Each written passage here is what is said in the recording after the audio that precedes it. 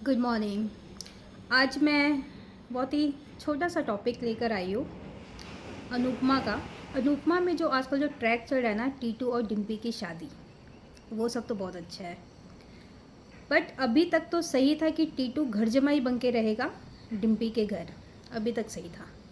But जब कल के एपिसोड में जब माँ आ गई है 15 साल सज़ा काटने के बाद, तब वो कैसे रह सकता है घर जमाई बनकर? और अगर घर जमाई बनकर अपने ससुराल में रहेगा तो माँ की देखभाल कौन करेगा? और वो भी उस माँ की जो बेटे के लिए ही जो 15 साल जेल की सज़ा काट के आई है।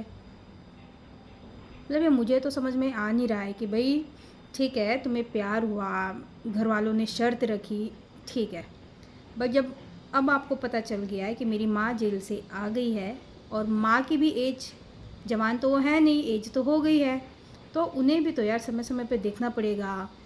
अरे बहुत सारी चीज़ें होती है जो अब इस उम्र में माँ अकेली नहीं कर सकती है। और अगर आपने कमिटमेंट दे दिया था तो आप अब बात कर सकते हो कि मेरी माँ आ गई है भाई, अब मैं घर जमाई बन के नहीं रह सकता हूँ। हाँ, डिम्पी को मैं बहुत पसंद करता हूँ, अपने घर में मैं इसे खुश रखूँगा। मतलब एनी हाउ आपको डिम्पी के ससुराल पक्ष वालों को समझाना पड़ेगा कि अब मैं घर जमाई बन के नहीं रह सकता, मुझे अपनी माँ के पास जाना ही पड़ेगा और जाना ही चाहिए।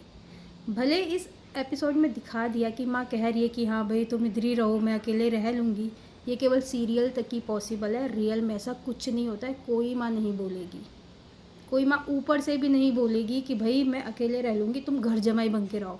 ये पॉसिबल ही नहीं है, ये केवल सीरियल तक ही पॉसिबल है, रियल में नहीं पॉसिबल है।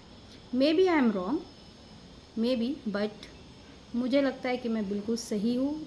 इस पॉइंट में तो मैं बिल्कुल गलत नहीं हूँ कि भाई जिस माँ से तुम 15 साल तक अलग रहे हो, ठीक है, और आज की डेट में तुम सक्सेस हो, तुम्हारा खुद का घर है, तुम पूरे मतलब सेटल हो, उसके बाद तुम घर जमाई बन के रहोगे अपने ससुराल में, वो भी केवल इसलिए कि आपके ससुर जी ने बोला है। वो भी ससुर वो नहीं, उनके फादर नहीं, उनके एक्स हस्बैंड के फादर।